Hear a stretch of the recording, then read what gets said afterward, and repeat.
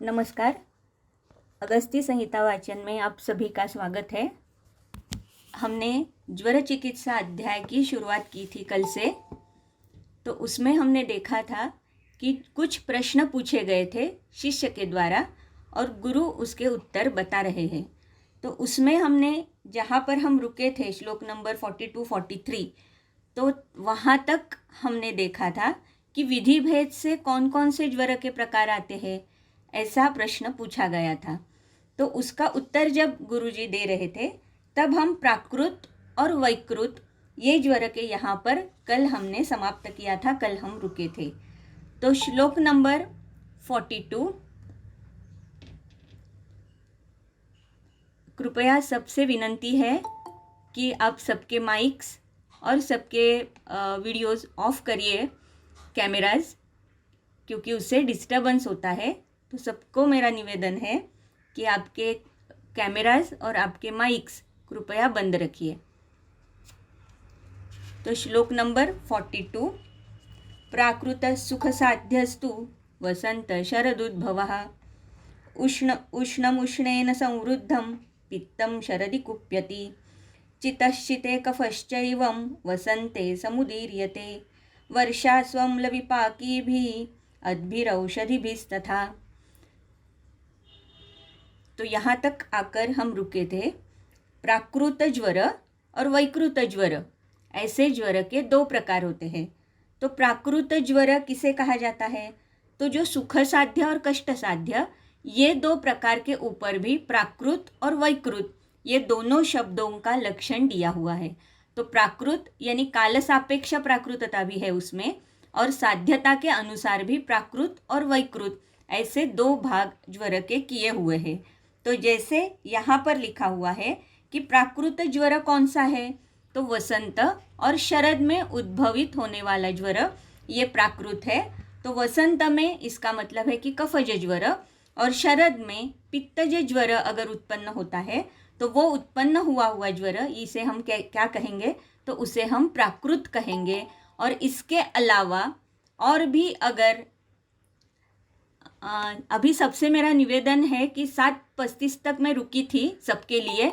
अभी इसके आगे कृपा करके ज्वाइन मत हुई, क्योंकि मुझे ज्वाइन करते करते डिस्टर्बेंस आता है।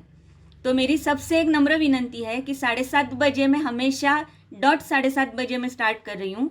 तो कृपया एक 5 मिनट आगे आ जाइए, उसके बाद कृपा करके मत आइए, मुझे डिस्टर्ब होता है क्योंकि सबको मुझे एडमिट करके लेना पड़ रहा है। तो प्लीज़ मेरी रिक्वेस्ट है सबसे कि 7:35 मैक्सिमम आपका टाइम रखिए, और उसके बाद अभी मैं नहीं एडमिट कर सकती, मुझे माफ़ करिए, ठीक है। तो क्योंकि लिंक कट हो जा रही है मेरी कंटिन्यूसली। तो वसंत और शरद में उत्पन्न होने वाला ज्वर जिसे हम प्राकृत कहेंगे। तो प्राकृत जो है वसंत में उत्पन्न होने वाला ये कफज, और शरद में उत्पन्न होने वाला जो पित्तज ज्वर है उसे हम प्राकृत ज्वर कहेंगे। और इसके अलावा अदर ऋतुज में जो ज्वर अगर उत्पन्न होता है कफज या पित्तज, तो उसे हम वैकृत कहेंगे।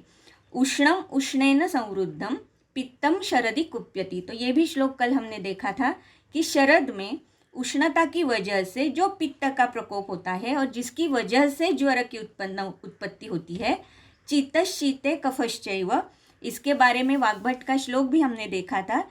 शीतेन युक्तास्तीक्ष्णाद्याश्चयं पित्तस्य कुर्वते उष्णेन कोपम मंदाद्या शमम शीतोपसंहिता। तो चय किसके हेतु से या किसके गुण की वजह से चय हो रहा है और कौन से गुण की वजह से पित्त और कफ का प्रकोप हो रहा है, इसके बारे में कल हमने बहुत डिटेल में देखा था। तो वर्षासु, और तब मैंने कहा था यहाँ आकर हम रुके थे तो कि वर्षा ऋतु में जबकि नैसर्गिकतः ऋतुतः अगर वात का प्रकोप है तो वर्षा ऋतु में उत्पन्न होने वाला ज्वर इसे भी हम प्राकृत कहेंगे क्या? तो इसे यहाँ पर प्राकृत के तौर पर नहीं लिया है, ये भी वैकृत ज्वर है।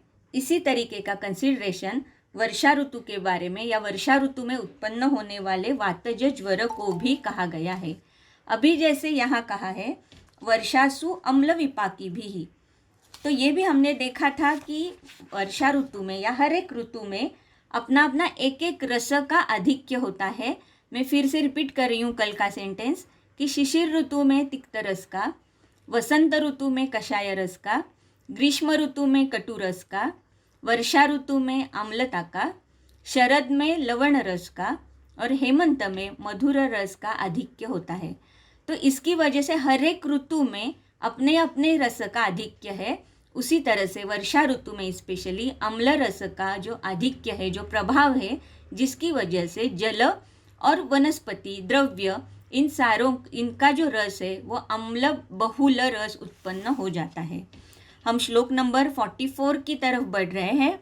संचितं पित्तम उद्रिक्तं शरद्यादित्य तेजसा ज्वरं संजनयत्याशु तस्य चानुबलः कफः प्रकृत्यैव निसर्गस्य विसर्गस्य तत्र नानशनाद् भयम् अद्भिरौषधिभिश्चैव मधुराभिश्चितः कफः हेमन्ते सूर्यसन्तप्तः स वसन्ते प्रकुप्यति वसन्ते श्लेष्मणा तस्मात् ज्वरः समुपजायते आदानमध्ये तस्यापि वातपित्तं भवेद् अनु।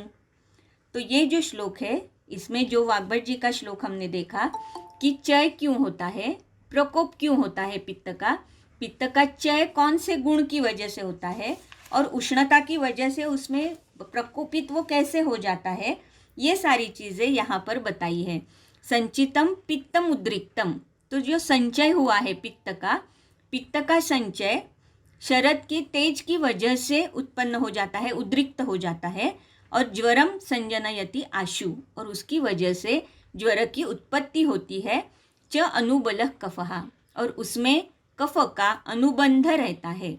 प्रकृत्यैव विसर्गस्य तत्र न अनशनात् भयम्। अभी ये जो वसंतोद्भव जो ज्वर है, तो उसमें ये कौन सा है, विसर्ग काल है।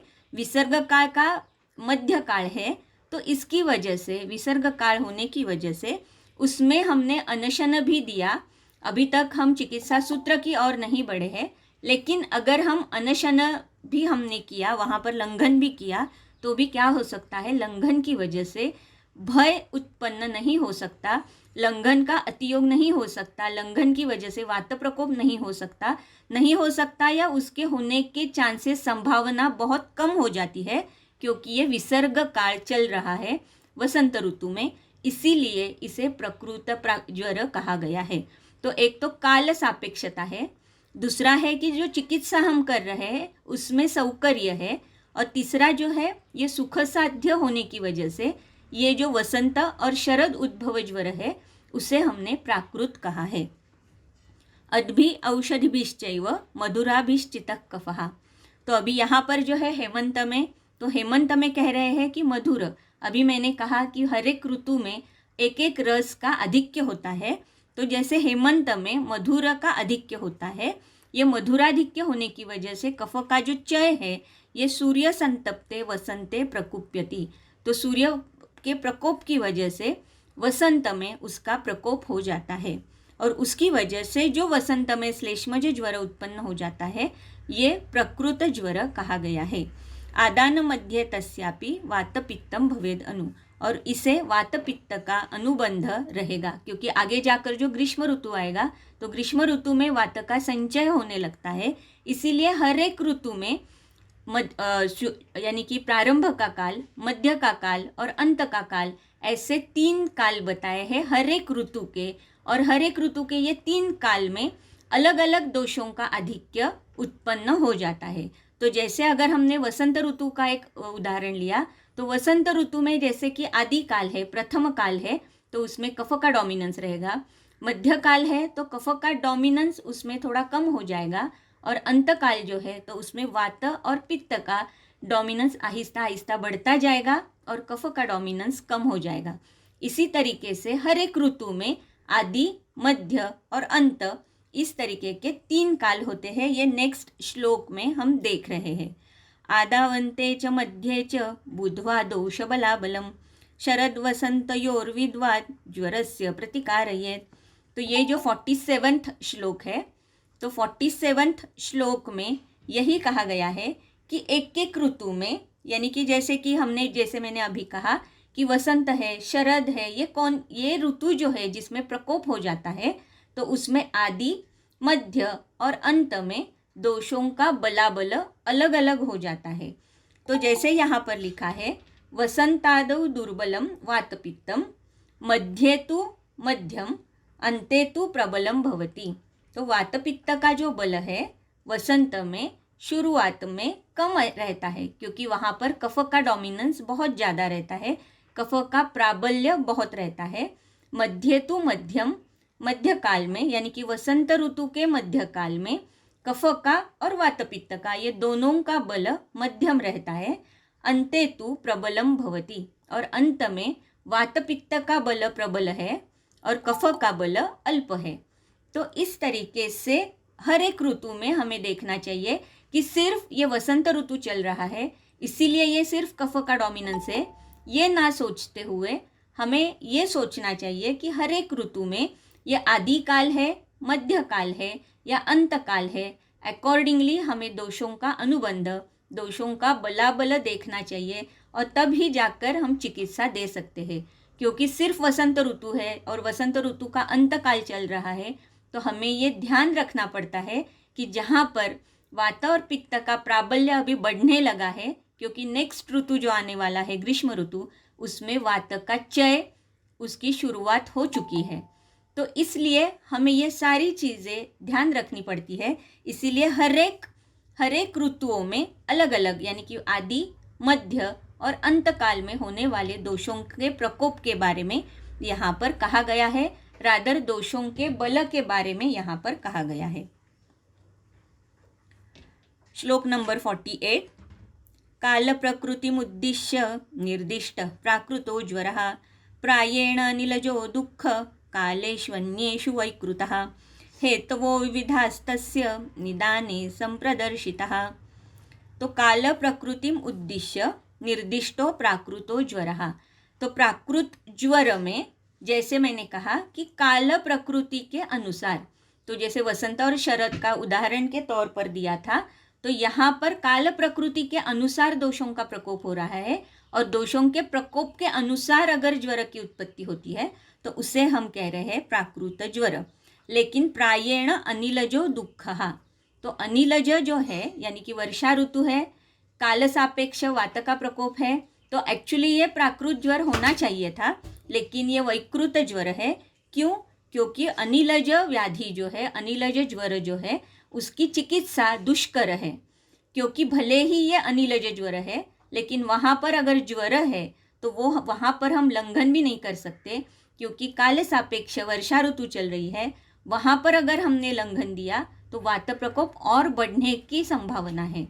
तो इसीलिए ये दुष्करत्व जो है, इसीलिए मैंने कहा कि सिर्फ काल सापेक्षता नहीं देखनी है, काल सापेक्ष प्रकोप होने वाले प्राकृत दोषों का प्रकोप नहीं देखना है, तो हमें और भी कुछ चीज़ें देखनी है।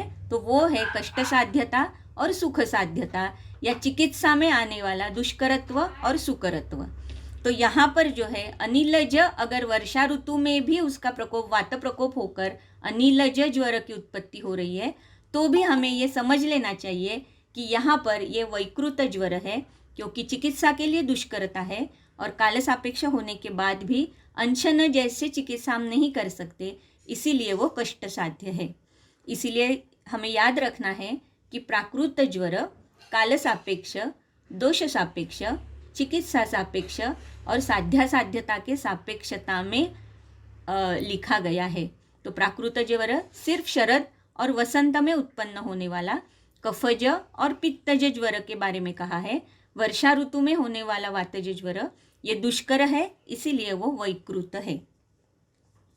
हेतवो विविधास्तस्य निदाने संप्रदर्शितः, और इसका यानी कि वात का, पित्त का और कफ का, इसके बारे में जो हेतु है, इनके प्रकोप के जो हेतु है, ये सारे के सारे हेतु निदान स्थान में बहुत अच्छे से, बहुत विस्तार पूर्वक दिए हुए हैं।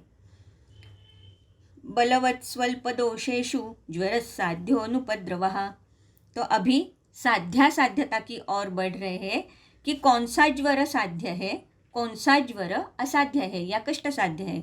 तो इसमें एक्चुअली ये जो है ये हर एक व्याधि के लिए ये एप्लीकेबल है, नॉट नेसेसरी कि ये सिर्फ और सिर्फ ज्वर के बारे में है, लेकिन अधिकरण हमारा ज्वर का चल रहा है, इसीलिए ज्वर के बारे में कह रहे हैं।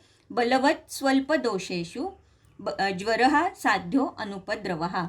तो ऑफकोर्स जिसमें अनुपद्रव है यानी कि उपद्रव नहीं है या बहुत ही अल्प है, एक्चुअली ज्वर के उपद्रव डायरेक्टली नहीं यहाँ पर कहे गए हैं, लेकिन कुछ तंत्रांतर में आए हुए जो उपद्रव है, जैसे कि हिक्का, श्वास, कास, तृष्णा, छर्दी, अतिसार, मूर्छा, अंगभेद, अरोचक, कृच्छ्रविट्कता चेति दशोपद्रवा ज्वरम उपद्रवंती।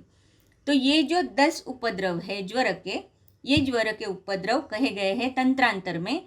तो अगर ज्वर इन उपद्रवों के साथ है तो कैसे होगा? ऑफकोर्स वो कष्टसाध्य या दुस्साध्य होगा, लेकिन अगर अनुपद्रव है, कोई भी उपद्रव उसमें उत्पन्न नहीं हुआ है, बलवत्सु अल्प दोषेषु, तो दोषों का बल भी कैसे है? अल्प है। दोषों का प्रकोप भी कैसा है? अल्प है। इस तरीके से अगर ज्वर की उत्पत्ति है तो वो ज्वर हमेशा साध्य हो जाता है। हेतुभिर्बहुभिर्जातो बलिभिर्बहुलक्षणः ज्वरः प्राणान्तकृद्यस्य शीघ्रमिंद्रियनाशनः। असाध्यता जब बता रहे हैं तो हेतु भी ही बहु भी ही, तो अर्थात हेतु बहु है। उज्ज्वला जी आपका कैमरा ऑन है, कृपया आपका कैमरा ऑफ करिए।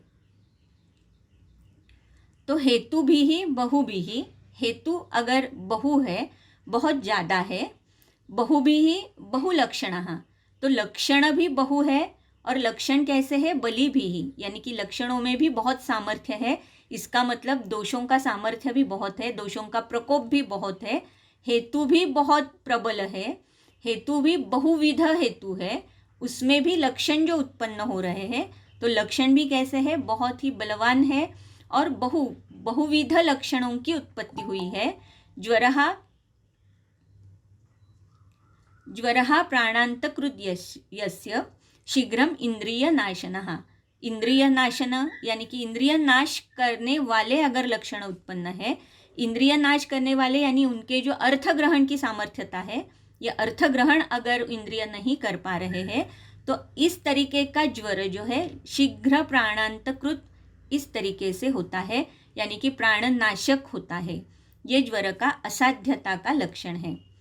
सप्ताहात्वा दशाहात्वा द्वादशाहात् तथैव च सप्रलाप भ्रमश्वास तीक्ष्णो हन्याज्वरो नरम। श्लोक नंबर 51। तो सप्ताहात्, दशाहात् या द्वादशाहात्, तो ये मर्यादा कही गई है कि 7 दिन, 10 दिन, 10 दिन या 12 दिन में इसमें कौन कौन से लक्षण उत्पन्न होते हैं? तो सप्रलाप यानी कि इसमें भी 2 मत प्रवाह है कि प्रलाप, सप्रलाप ये वात का लक्षण है, तो वात प्रकोपजन्य अगर व्याधि है, ज्वर है, तो सप्ताहात्। भ्रम ये पित्त डोमिनेंट लक्षण है, तो पित्त प्रकोप की वजह से होने वाला जो पित्तज ज्वर है, उसमें अगर भ्रम ये लक्षण उत्पन्न होता है तो दशाहात्। श्वास ये कफज ज्वर में उत्पन्न होने वाला लक्षण अगर उत्पन्न हो रहा है तो द्वादशात्, यानी कि 12 दिन में रुग्ण की मृत्यु हो जाती है। ये एक मत है। और दूसरा मत ये है कि प्रलाप, भ्रम और श्वास ये तीनों लक्षण अगर वातज ज्वर में उत्पन्न हो जाते हैं तो सप्ताहात्। ये तीनों लक्षण अगर पित्तज ज्वर में उत्पन्न हो जाते हैं तो दशाहात्। या तीनों भी लक्षण अगर कफज ज्वर में उत्पन्न हो जाते हैं तो द्वादशाहात्, यानी कि 12 दिन में रुग्ण की अवश्यमेव मृत्यु हो जाती है। तो इस तरीके से ये 2 मत प्रवाह है। तो शीघ्रतम ये हमेशा वात के लिए आया हुआ है, इसीलिए वो कैसे है कि 7 दिन में उसकी मृत्यु होती है। शीघ्रतर जैसे कि ये पित्त के लिए दिया हुआ विशेषण है, उसमें 10 दिन का कालावधि बोला गया है, और शीघ्र इसमें 12 दिन का कालावधि जो कफ के लिए दिया हुआ है।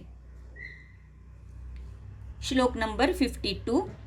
ज्वर क्षीणस्य शूनस्य गंभीरो दैर्घ्यरात्रिकः असाध्यो बलवान यश्च केशसीमंतकृज्ज्वरः।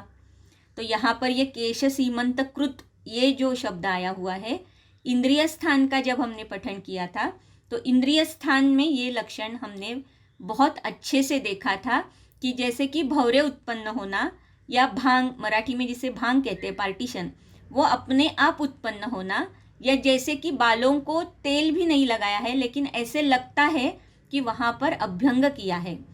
तो इस तरीके के जो लक्षण अगर ज्वर में उत्पन्न हो जाते हैं तो ये अवश्यमेव समझना चाहिए कि अरिष्ट लक्षण उत्पन्न हो चुका है और ये व्याधि की असाध्यता है।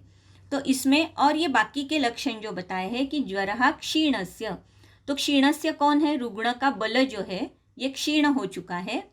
शून्यस्य सर्वांग शोथ है, या जैसे कि असाध्यता कही है तो स्त्री में जैसे कि पाद से लेकर अगर होता है तो वो साध्य हो सकता है, और पुरुष के पाद से अगर शुरुआत होती है शोथ की तो वह असाध्यता की ओर चला जाता है। इसी तरीके से शून्यस्य, यहाँ पर सर्वांग भी आप ले सकते हो या इस तरीके का शोथ भी हम कंसिडर कर सकते हैं। गंभीरो, गंभीर की अगर आपने टीका देखी तो गंभीरः अंतर्वेगः, विधि भेद से जब हमने कुछ ज्वर के प्रकार देखे थे तो उसमें अंतर्वेगी और बहिर्वेगी ऐसे दो ज्वर के प्रकार देखे थे। तो अंतर्वेगी ज्वर जो है ये हमने देखा था कि वो कष्ट साध्य है। तो ये बाकी के लक्षणों के साथ अगर अंतर्वेगी ज्वर है तो ये असाध्यता दर्शाता है, इसीलिए गंभीर इसका मतलब है अंतर्वेग या गंभीर धातुस्थः। तो अगर गंभीर धातु में, जैसे हम आगे धातुगत ज्वरावस्था भी देखेंगे, तो उसमें शुक्र धातुगतावस्था अगर मिलती है, गंभीर धातु है शुक्र, तो उसमें वो असाध्यता या मृत्यु सूचक बताया गया है। तो गंभीर इसका मतलब है अंतर्वेगी ज्वर, या दूसरा मतलब है गंभीर धातुस्थ ज्वर। दैर्घ्य रात्रिकः, इसका मतलब है कि दीर्घ कालानुबंधी। दैर्घ्य रात्रिकः दीर्घ कालानुबंधी, इसका मतलब है कि बहुत दिनों तक अगर ज्वर का अनुबंध चलता आ रहा है। असाध्यो बलवान यश्च, और ज्वर कैसा है? ज्वर बलवान है और रुग्ण क्षीण हो चुका है, इस तरीके से, और केश सीमंत कृत, ऐसे कुछ अरिष्ट लक्षणों की उत्पत्ति हो चुकी है। तो इस तरीके का ज्वर ये असाध्य समझ लेना चाहिए। श्लोक नंबर 53, तो मैं अभी 53 से लेकर 58 तक या 60 तक मैं कंटिन्यूस पढ़ रही हूँ, क्योंकि अभी ये विधि संप्राप्ति के बाद जैसे काल और बल इसके बारे में जब पूछा गया था उसका उत्तर अभी आचार्य यहाँ पर दे रहे हैं। तो विषम ज्वर के बारे में ये पूरी जानकारी अभी दे रहे हैं, इसीलिए 53 से लेकर 68 तक का ये जो श्लोक है ये मैं पूरा पढ़ रही हूँ। श्रोतोभिविसृता दोषा गुरवो रसवाहिभिः सर्वदेहानुगास्तब्धा ज्वरं कुर्वन्ति सन्ततं दशाहं द्वादशाहं वा सप्ताहं वा सुदुस्सहः सशीघ्रं शीघ्रकारित्वात् प्रशमं यान्ति हन्ति वा कालदुष्यप्रकृतिभिः दोषस्तुल्यो हि सन्ततं निष्प्रत्यनिकः कुरुते तस्माज्ञेयः सुदुस्सहः यथा धातुस्तथा मूत्रं पुरुषं चानिलादयः युगपच्चानुपद्यन्ते नियमात् सन्तते ज्वरे सशुद्ध्या वापि अशुद्ध्या वा रसादीनामशेषतः सप्ताहादिषु कालेषु प्रशमं यान्ति हन्ति वा यदा तु नातिशुध्यन्ति न वा शुध्यन्ति सर्वशः द्वादशैते समुद्दिष्टः सन्ततस्याश्रयास्तदा विसर्गं द्वादशे कृत्वा दिवसे व्यक्तलक्षणं दुर्लभोपशमः कालं दीर्घमप्यनुवर्तते इति बुद्ध्वा ज्वरं वैद्य उपक्रामेत्तु सन्ततं क्रियाक्रमविधौ युक्तः प्रायः प्राक् अपतर्पणैः। तो यहाँ पर विषम ज्वर के बारे में अभी बता रहे हैं। तो श्लोक नंबर 53, स्रोतो भी विसृता दोषा गुरवो रसवाहिभिः सर्वदेहानुगास्तब्धा ज्वरम कुर्वन्ति संततम। तो पहले ज्वर जो है, पहला ज्वर जो है ये संतत ज्वर के बारे में बता रहे हैं। तो गुरवो का मतलब है वृद्ध, तो गुरवः इति वृद्धः। टीका में अगर आप देखते हो तो पहला जो भेद बता रहे हैं वो है संतत ज्वर। संतत ज्वर में जो दोष, वृद्ध दोष, ये जो बढ़े हुए दोष है, ये कहाँ पर पहले यानी कि कहाँ पर स्थान संश्रय ले रहे हैं? तो रसवाहिभिः। रसवः स्रोतस में उनका जो स्थान संश्रय है तो वो रसवः स्रोतस में वृद्ध दोषों का स्थान संश्रय हो रहा है। रसवः स्रोतस कैसे है? सर्वदेहानुग है, तो इसकी वजह से ये जो ज्वर है सर्वदेहानुग या सर्वदेह में इसका प्रसरण हो चुका है या हो रहा है। इस तरीके से स्तब्धता उत्पन्न करके जो ज्वर उत्पन्न होता है उसे हम संतत ज्वर कहते हैं। तो पहला ये जो ज्वर है यहाँ पर सिर्फ कहा गया है कि दोषों की वृद्धि, तो इसीलिए बहुत बार या हमेशा संतत ज्वर में हम त्रिदोषों का प्रकोप कंसीडर कर सकते हैं। एक्चुअली पूरे विषम ज्वर में भी त्रिदोषों का ही प्रकोप होता है। बाद में आएगा ये श्लोक कि इसमें सन्निपात कैसे होता है, ये बाद में श्लोक आने वाला है, लेकिन यहाँ पर अभी हम संतत ज्वर के बारे में चर्चा कर रहे हैं। तो यहाँ पर जो दोष है, ये दोष कैसे है? तो गुरवो है, वृद्ध हुए दोष है, त्रिदोषों का प्रकोप है। रसवह सीरा में या रसवाहिनी स्रोतस में, रसवह स्रोतस में स्थान संश्रय उसका हो चुका है, और ये स्थान संश्रय होने के बाद बेसिकली रसवह स्रोतस ये सर्वदेहानुग होने की वजह से जो पहला ज्वर उत्पन्न होता है उसे हम संतत ज्वर कहेंगे। बाद में जैसे कि है दशाहं वा द्वादशाहं वा सप्ताहं वा सुदुस्सहः सशीघ्रं शीघ्रकारित्वात् प्रशमं यान्ति हन्ति वा। तो यहाँ पर जैसे और एक रेफरेंस हमने देखा था कि वाग्भट में जैसे चय प्रकोप प्रसर ये जब कहा था तब कहा था कि वायोर ग्रीष्मादिषु त्रिषु, तो वात पित्त और कफ ये तीनों का एक क्रमशः वाग्भट जी ने बताया था, लेकिन चरक में उसी के संदर्भ में जो श्लोक आया था तो उसमें पित्त से शुरुआत हुई थी। तो पित्त जैसे कि वर्षा ऋतु में पित्त का चय है, इस तरीके से वो श्लोक आया था। तो यहाँ पर भी वो एक श्लोक है और ये एक श्लोक है जहाँ पर पित्त से शुरुआत हो चुकी है। एक्चुअली क्रम है वात पित्त और कफ, लेकिन चरक में ऐसे ये 2 या 3 मैक्सिमम रेफरेंस है जहाँ पर पित्त से शुरुआत हुई है। तो यहाँ पर जैसे कि दशाहम कहा गया है, तो ये अगर पित्त प्रधान अगर ज्वर है तो दशाह, कफ प्रधान ज्वर है तो द्वादशाह, और सप्ताह यानी कि 7 दिन का अगर वात प्रधान ज्वर है तो सप्ताहम।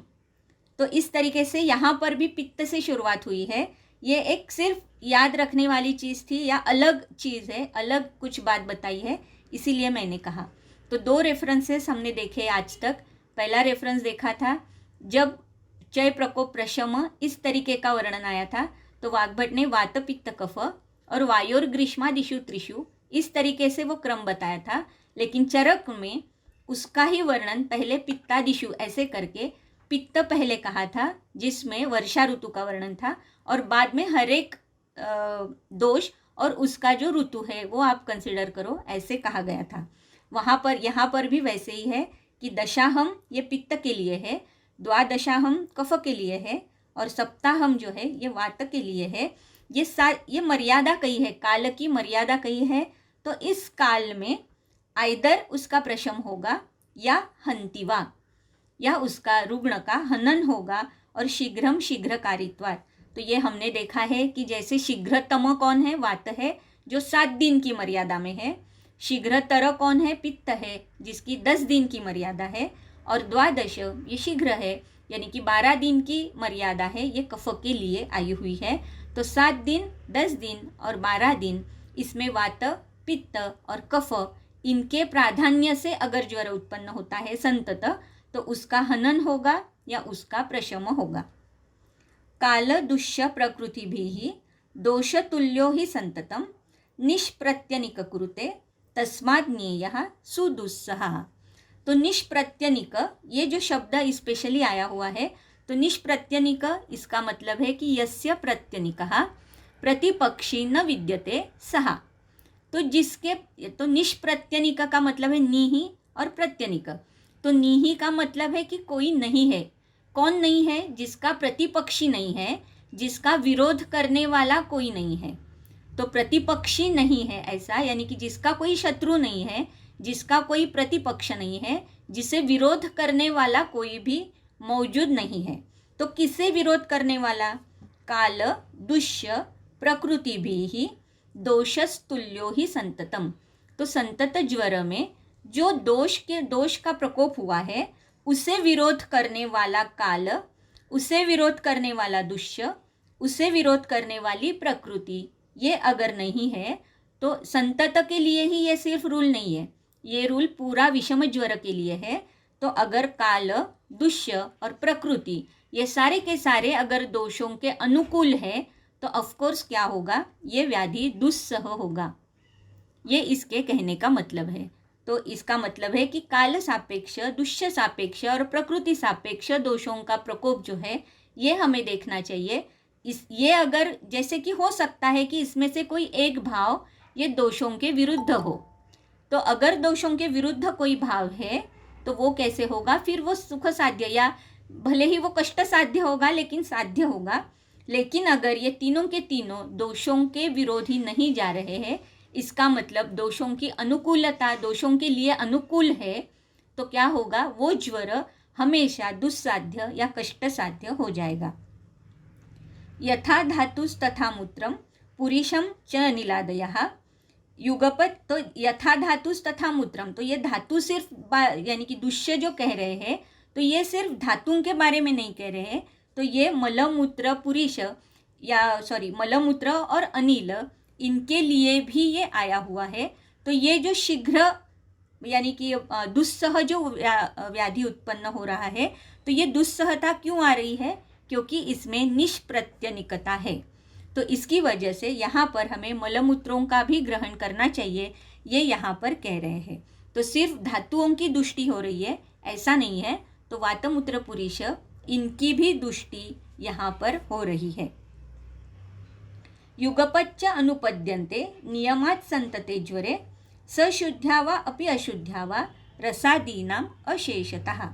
तो यहाँ पर जो है युगपच्च अनुपद्यन्ते, इसका मतलब है कि एक साथ संतत ज्वर जो है इसमें एक साथ सारे धातुओं की दुष्टि हो जाती है, इसीलिए युगपत, एक साथ एक ही साथ सारे, इसीलिए संतत ज्वर जो है यह हमेशा दुस्साध्य होता है, इसीलिए इसे विषम ज्वर कहा जाता है। एक्चुअली बहुत बार हमें ऐसे होता है कि जैसे आगे आगे धातुओं में संप्राप्ति चली जाती है, तो आगे आगे संप्राप्ति जाने के बाद व्याधि कैसे हो जाता है, दुस्सह हो जाता है।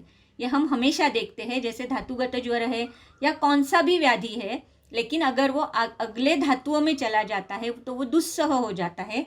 लेकिन यहाँ पर संतत के बारे में ऐसे कहा है कि संतत ज्वर जो है, तो संतत ज्वर यह हमेशा कैसे होता है कि सारे धातुओं को एक साथ दुष्ट करता है।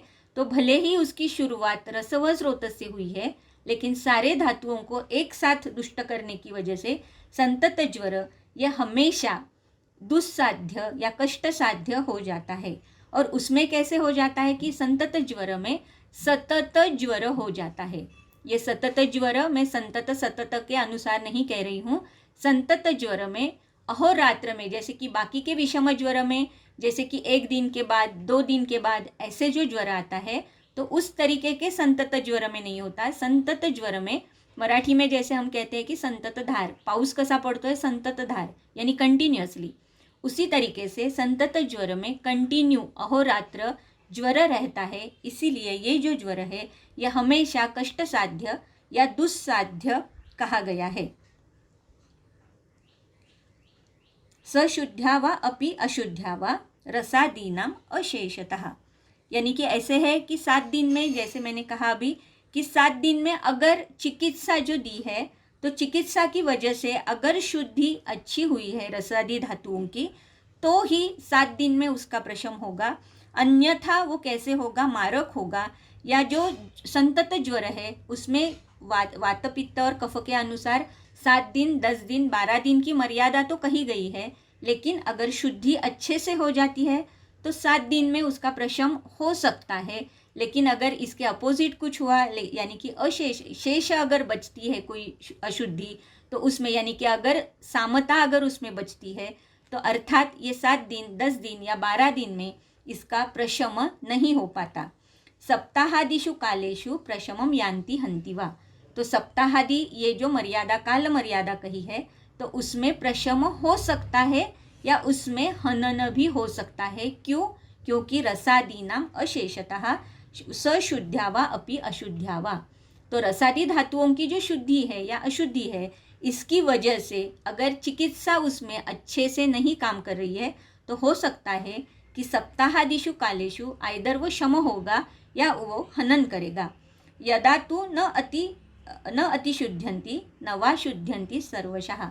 वही वो कह रहे हैं कि अगर शुद्धि होती है या अल्प भी अगर उसमें अशुद्धि बचती है, यानी कि चिकित्सा जब हम करते हैं तो वो चिकित्सा कैसी होनी चाहिए कि उसकी वजह से दोषों का पूरा प्रशमन होना अपेक्षित है। लेकिन अगर ये शुद्धि जो है, ये प्रशम जो है, ये पूरा का पूरा अगर नहीं होता है तो क्या हो सकता है, द्वादशैते समुद्दिष्टा संततस्य आश्रयास्तदा विसर्ग द्वादशे कृत्वा दिवसे अव्यक्त लक्षणम। तो विसर्ग, ये जो शब्द यहाँ पर आया हुआ है, तो विसर्ग और अव्यक्त लक्षणम, ये दो शब्द इसमें बहुत महत्वपूर्ण है।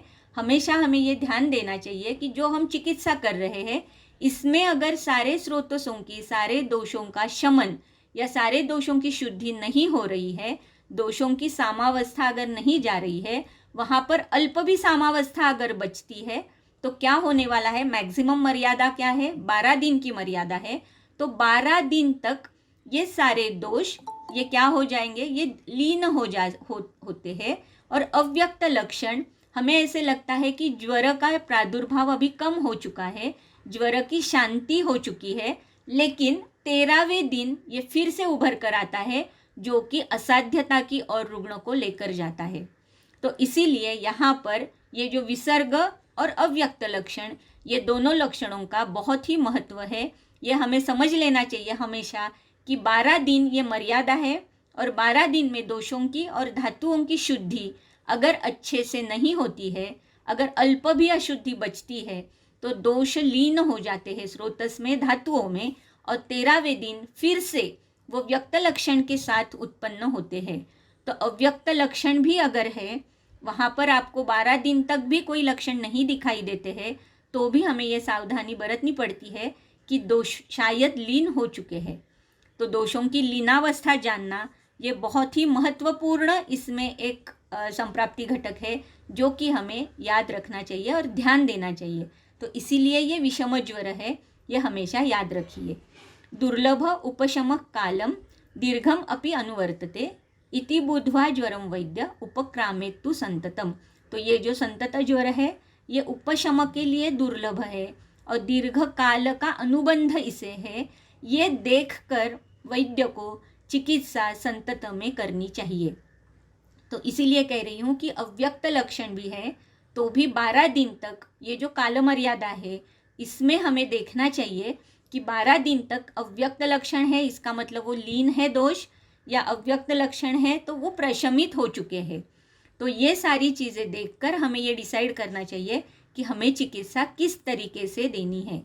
क्रियाक्रम विधौ युक्तः प्रायः प्राक अपतर्पणैः। तो चिकित्सा सूत्र जो हमारे सारे ज्वरों का जो चिकित्सा सूत्र है, लंघनम स्वेदनम, उसी तरीके से यहाँ पर लिखा है कि प्रायः, क्योंकि हमेशा ऐसे नहीं कह सकते हम, कभी कभी ऐसे हो जाता है कि अपतर्पण नहीं दे सकते या लंघन नहीं दे सकते, वहाँ संतर्पण करके कुछ चिकित्सा करनी होती है। जैसे जैसे अध्याय आगे जाएगा तो हम ये देख पाएंगे कि अगर धातुओं की क्षीणता है तो हम क्या कर सकते हैं। लेकिन यूजुअली प्रायः अपतर्पण से ये क्रियाक्रम विधौ, इसमें जो क्रियाक्रम है ये विधि अपतर्पण से इसकी शुरुआत हमें हमेशा करनी चाहिए। इस तरीके का ये एक चिकित्सा सूत्र के तौर पर लिखा हुआ है, क्योंकि बेसिकली ये रसव स्रोतस को पहले अफेक्ट कर रहा है, बाद में सारे धातुओं को युगपत एक साथ धातु और मलों की दुष्टि कर रहा है।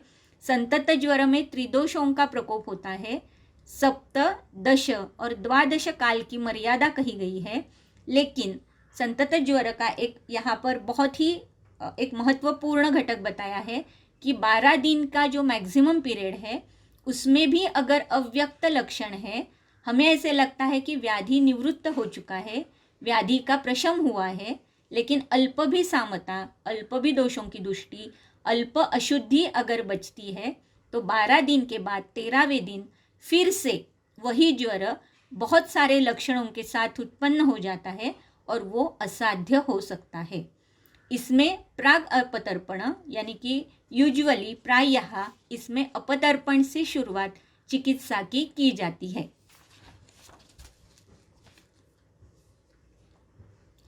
श्लोक नंबर 61। रक्तधात्वाश्रयः प्रायो दोषः सततकं ज्वरं सप्रत्यनिकः कुरुते कालवृद्धिक्षयात्मकम् अहोरात्रे सततकौ द्वौ कालौ अनुवर्तते। तो दूसरा जो ज्वर का प्रकार है वो है सतत ज्वर। विषम ज्वर में दूसरा प्रकार पहले हमने देखा संतत, जो कि पूरे दिन कंटिन्यूअसली चलता रहता है काल मर्यादा के साथ, 7 दिन, 10 दिन या 12 दिन। यहाँ पर अभी दूसरा प्रकार बताया गया है, वो है सतत ज्वर। रक्त धात्वाश्रयः प्रायो, तो प्रायः ये कहने का मतलब है कि रक्त व्यतिरिक्तम मांसादि धातुम अपि आश्रयत इति दर्शयति। तो चरक के अनुसार यहाँ पर हो सकता है कि रक्त के व्यतिरिक्त, रक्त धातु के व्यतिरिक्त मांसादि धातुओं में भी इसका आश्रय हो सकता है। दोषः सततकम ज्वरम, तब जब दोष रक्त धातु के आश्रित हो जाते हैं तो जब ज्वर उत्पन्न होता है उसे हम सतत ज्वर कहते हैं। सप्रत्यनिकः कुरुते कालवृद्धि क्षयात्मकम, तो यहाँ पर हमने पहले जो देखा था तो विप्रत्यनिक रेखा था, यहाँ सप्रत्यनिक है। तो इसका मतलब काल का अगर उसे प्रत्यनिकता यानी कि साथ अगर उसकी मिलती है तो वो क्या हो सकता है, तो उसकी वृद्धि हो सकती है। और अगर काल का कोई उसे सपोर्ट नहीं मिलता तो वो क्या हो सकता है, उसका क्षय भी हो सकता है। अहोरात्रे सततकौ द्वौ कालौ अनुवर्तते, तो अहोरात्र में 2 काल में उत्पन्न होने वाला ऐसा ये सतत ज्वर है।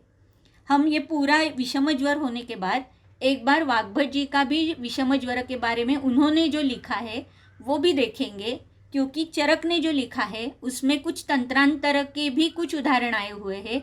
कुछ तंत्रांतर में या एकीय मत जो है उसके बारे में भी चरक ने कुछ वर्णन किया है, लेकिन वो थोड़ा सा यानी कि उसमें कुछ गलत या कन्फ्यूजन होने के बहुत सारे चांसेस है। लेकिन हम पहले चरक के बारे में या चरक ने जो भी कुछ बताया है वो देखेंगे और बाद में इसके बारे में वाग्भट जी का जो मत है वो भी देखेंगे। तो यहाँ पर है सतत ज्वर जो कि रक्त धात्वाश्रित है। हो सकता है कभी कभी वो मांसाश्रित भी हो जाए, लेकिन ये जो दोष है उसकी वजह से जो ज्वर निर्माण होता है उसे हम सतत ज्वर कहते हैं। यहाँ पर सिर्फ काल बताया है तो ये सिर्फ काल नहीं है, जैसे हमने संतत में देखा था कि काल, दुष्य और प्रकृति ये तीनों के अनुसार ये व्याधि उत्पन्न होता है, ये ज्वर उत्पन्न होता है। ये अहोरात्र में 2 बार, द्वौ कालौ अनुवर्तते, अहोरात्र में 2 बार उत्पन्न होने वाला ज्वर है। श्लोक नंबर 63। काल प्रकृति दुष्याणां प्राप्यैवान्यतमात् बलम् अन्यद्युष्कं ज्वरम दोषो रुद्ध्वा मेदो वहासिरा। तो मेदवह स्रोतस में या मेद धातु को दुष्ट करने वाला, ऐसे ये जो तीसरे दोष का विषम ज्वर का प्रकार बताया है वो है अन्यद्युष्क। तो काल प्रकृति दुष्याणाम ये तीनों कॉमन है संतत से लेकर, क्योंकि ये तीनों की अपेक्षा ये ज्वर रखता है। तो इसमें अगर बलवान है, ये तीनों भी बलवान है, तो क्या हो सकता है कि अन्यद्युष्क ज्वर की उत्पत्ति हो सकती है। और ये उत्पत्ति कहाँ पर होगी, मेदो वहासीरा रुध्वा। तो मेदवह स्रोतस में अवरोध उत्पन्न करके फिर जो ज्वर उत्पन्न होगा उसे हम कहेंगे अन्यद्युष्क। तो काल, प्रकृति और दुष्य प्राप्यैवा अन्यतमात् बलम, यानी इसमें से एक भी अगर बलवान हो जाता है, दोष के साथ अगर जुड़ जाता है, और मेदवह सीरा में अगर अनुबंध नहीं, रुध्वा यानी मार्गावरोध उत्पन्न हो जाता है, तो जिस ज्वर की उत्पत्ति होगी उसे अन्यद्युष्क ज्वर कहा जाता है।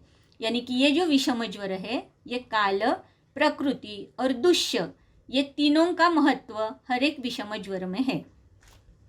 यहाँ पर जब ये मेदोवह सीरा कहते हैं तो हमने विमान स्थान के 5वें अध्याय में यानी कि स्रोतो विमानी अध्याय में स्रोतस यानी धातु और मार्ग ग और वहाँ पर कैसे कौन से जो वाह्यमान धातु है, ये सारे चीज़ें जो है इसका वर्णन हमने स्रोतोविमानियम में बहुत अच्छे से देखा था।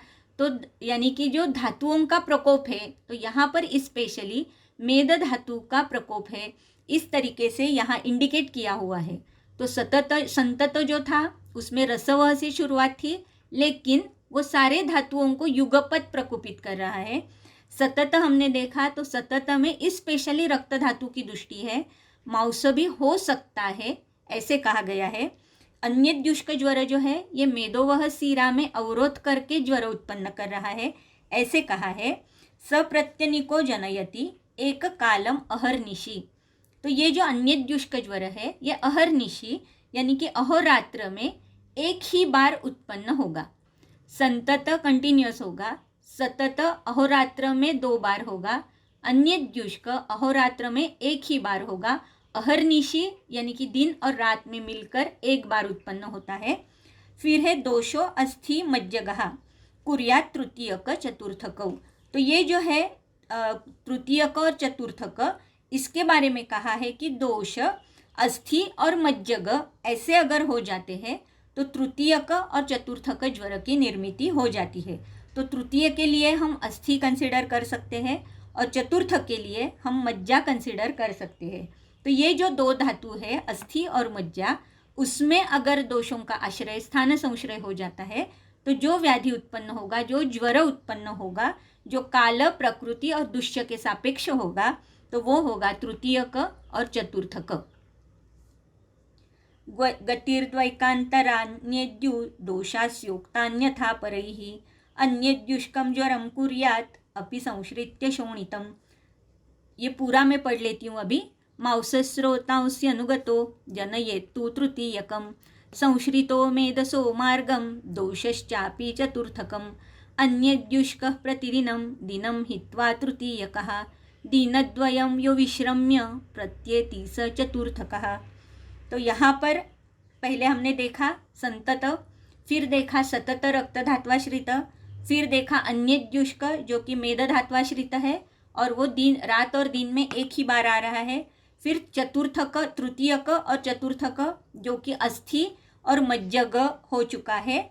गति द्वैकांतरा अन्यद्युः दोषस्य उक्ता अन्यथा परैः अन्यद्युष्कं ज्वरं कुर्यात् अपि संश्रित्य शोणितम्। तो यहाँ पर ऐसे कहा गया है कि ये जो अन्यद्युष्क ज्वर है, ये अन्यद्युष्क ज्वर ये भी रक्ताश्रित हो सकता है। तो इसीलिए मैंने कहा कि यहाँ पर थोड़ा सा कन्फ्यूजन, क्योंकि एकीय मत भी यहाँ पर दिया हुआ है, कुछ तंत्रांतर में आने वाले मत भी यहाँ पर दिए गए हैं। तो इसीलिए अभी यहाँ पर पहले कहा था कि मेद धात्वाश्रित ऐसे अन्यद्युष्क ज्वर है, यहाँ पर फिर से कह रहे हैं कि अन्यद्युष्क ज्वर ये शोणिताश्रित भी हो सकता है। फिर गति भी कह रहे हैं, यहाँ पर तृतीयक ज्वर जो है ये मांसस्य अनुगतो यानी कि मांस धातुगत अगर ये दोष है तो उसमें जो उत्पन्न होने वाला ज्वर है ये तृतीयक है। संश्रितो मेदसो मार्ग जनयति मार्गम दोषश्चापि चतुर्थकम।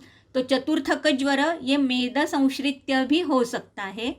अन्यद्युष्क प्रतिदिनम दिनम हित्वा तृतीयकः, अन्यद्युष्क जो है वो प्रतिदिन में एक बार, तृतीयक ज्वर जो है वो आ जाएगा, कल नहीं आएगा, तीसरे दिन आएगा, यानी कि दीनम हित्वा एक दिन बीच में जाकर तीसरे दिन आएगा। दीनद्वयम यो विश्रम्य यानी कि बीच में 2 दिन विश्राम लेने के बाद जो ज्वर आएगा उसे हम चतुर्थक कहेंगे। तो यहाँ पर ये जो कंफ्यूजिंग हमें लग रहा है, इसमें ये तो क्लियर है कि संतत ज्वर कंटिन्यूस रहेगा, सतत ज्वर अहोरात्र में 2 बार रहेगा, अन्यद्युष्क अहोरात्र में एक ही बार रहेगा, तृतीयक दिन बीच में एक दिन छोड़कर जो आता है तीसरे दिन वो तृतीयक रहेगा। चतुर्थक ज्वर जो है तो बीच में 2 दिन गैप जाएगी, पहले दिन ज्वर है 2 दिन नहीं है और फिर से 4th दिन में ज्वर है, ये चतुर्थक ज्वर होगा। अभी इसमें जो है तो दुष्यों के बारे में कि कभी कह रहे हैं कि अन्यद्युष्क ये मेदस वह स्रोतस में आश्रय करने वाला है, फिर से कह रहे हैं कि वो शोणित में भी आश्रय उसका हो सकता है। तो ये सारे जो ग्रंथ है इसके जो मत है, मतांतर है, ये यहाँ पर दिए हुए हैं। तो इसीलिए हम थोड़ा सा वाग्भट जी ने जो दिया है वो पढ़ेंगे तो वो याद रखने में बहुत उसमें आसानी है। इसीलिए पहले हम एक वाग्भट का जो मत है वो देखेंगे। तो आसन्न विवृत यानी कि वाग्भट निदान स्थान अध्याय 2 जो ज्वर का निदान दिया हुआ है इसमें ये श्लोक आया है या इसमें ये टीका आई हुई है। तो आसन्न विवृतास्यत्वात् स्रोतसाम रसवाहिनाम संततः सततस्तेन। तो संतत ज्वर कैसा है, जो सतत है, कंटिन्यूअस है। वो कहाँ पर है, रसवाहिनाम। तो बेसिकली वो रसवह स्रोतस में है जो कि विवृत स्रोतस है और सारे शरीर में फैला हुआ स्रोतस है और जो नज़दीक वाला स्रोतस है। इसीलिए पहला जो संतत ज्वर है ये संतत ज्वर रसवह स्रोतस की पहले दृष्टि करता है। दोषो रक्ताश्रयः प्रायः करोति सततम ज्वरम अहोरात्रस्य द्वि। तो अहोरात्र में 2 बार आने वाला ये सतत ज्वर, ये कौन से दुष्य के आश्रित है, तो दोषो रक्ताश्रयः प्रायः। तो प्रायः रक्ताश्रित जब दोष हो जाते हैं तब अहोरात्र में 2 बार उत्पन्न होने वाला जो ज्वर है वो है सतत ज्वर। सकृत अन्यद्युः आश्रितः तस्मिन् मांसवहा नाड़ी। तीसरा जो ज्वर है वो है अन्यद्युष्क और वो मांसवह नाड़ी में, नाड़ी का मतलब है स्रोतस। स्रोतस के जो पर्याय हमने देखे थे विमान स्थान अध्याय 5 में, तब नाड़ी, धमनी, स्रोतस, मार्ग, ये सारे उसके पर्याय हमने देखे थे। तो यहाँ पर मांसवहा नाड़ी यानी कि मांसवह स्रोतस में आश्रित होने वाला ऐसा जो दोष है उससे उत्पन्न होने वाला जो ज्वर है वो है अन्यद्युष्क। मेदो नाड़ी तृतीय के, मेदोवह स्रोतस में उत्पन्न होने वाला ये जो ज्वर है वो है तृतीयक ज्वर यानी कि विषम ज्वर में तृतीयक ज्वर। चतुर्थको मले मेदो मज्जा अस्थि अन्यतम अस्थिते। तो इसमें मज्जा और अस्थि स्पेशली, तो मेद से लेकर मज्जा और अस्थि ये वाग्भट जी ने भी कहा है, लेकिन स्पेशली अस्थि और मज्जागत जब दोष हो जाते हैं तब जो विषम ज्वर उत्पन्न होता है तो वो चतुर्थक है। इस तरीके से यहाँ पर एक कुछ हमें क्लियर आइडिया मिल जाती है जब हम वाग्भट का निदान स्थान का चिकित्सा ये अध्याय पढ़ते हैं, दूसरा अध्याय। तो उसमें ये 67 to 72 अब फिर से एक बार ये श्लोक फिर से इसकी रिवीजन करिए। तो वाग्भट में ये जो श्लोक आए हुए हैं उसमें रसवह संतत, रक्तवह सतत, मांसवह अन्यद्युष्क, मेदोवह तृतीयक और अस्थि मज्जावह ये चतुर्थक ज्वर कहा गया है। और उसमें जो ये दिन का जो है वो वही है, यानी कि संतत में सतत होगा, सतत में अहोरात्र में 2 बार होगा, अन्यद्युष्क में अहोरात्र में 1 बार होगा, तृतीयक में 1 दिन छोड़कर फिर ज्वर आएगा और चतुर्थक में 2 दिन छोड़कर फिर ज्वर की उत्पत्ति होगी। तो इस तरीके से यहाँ पर जो है ये विषम ज्वर के बारे में पूरी जानकारी हमने ली। इसके आगे कुछ और 1-2-3 श्लोक में विषम ज्वर के बारे में बताया है और बाद में धातुगत ज्वर इसके बारे में, क्योंकि प्रकार कौन कौन से हैं तो इसमें ये हमने देखा था कि धातुगत ज्वर के 7 प्रकार भी पहले ही जो उत्तर दिया हुआ है उसमें आए हैं। तो ये बाद में हम देखेंगे क्योंकि अभी 8:28 हो चुके हैं। तो सिर्फ ये श्लोक पढ़ते हैं 68 और 69। अधिशेते यथा भूमिम बीजम काले च रोहति, अधिशेते तथा धातुं दोषः काले च कुप्यति, सवृद्धिं बलकालं च प्राप्य दोषस्तृतीयकं, चतुर्थकं च कुरुते प्रत्यनीक बलक्षयात्। तो ये श्लोक सिर्फ ज्वर के लिए नहीं है। एक्चुअली ये श्लोक जो है ये एक सिद्धांत है कि जब भी बीज जमीन में रहता है तो जब तक उसे अनुकूल काल, ऋतु, ये सारी चीज़ें जब तक अनुकूल नहीं होती तब तक वो रोहण नहीं करता। लेकिन जब उसे अनुकूल ये सारी चीज़ें मिलती है तब क्या होगा, तब वो रोहती, तब वो अंकुरित हो जाता है, तब वो वृद्ध हो जाता है। उसी तरीके से जो दोष है ये दोष धातुओं में रहते हैं, लेकिन जब उसे अनुकूल काल, अनुकूल बाकी के जो हेतु है उनकी उपस्थिति अगर वहाँ पर रहती है तो दोष क्या हो सकते हैं, कुप्यति, तभी जाकर दोषों का प्रकोप होता है और व्याधि की निर्मिति होती है। सवृद्धिं बलकालं च प्राप्य दोषस्तृतीयकं चतुर्थकम च कुरुते प्रत्यनीक बलक्षयात, ये श्लोक थोड़ा सा उसे एक्सप्लेनेशन की आवश्यकता है, इसीलिए ये श्लोक हम नेक्स्ट मंडे देखेंगे। तो आज के लिए हम यहीं पर रुकते हैं, श्लोक नंबर 68-69 पर, और फिर हम फिर से मिलने वाले हैं नेक्स्ट मंडे।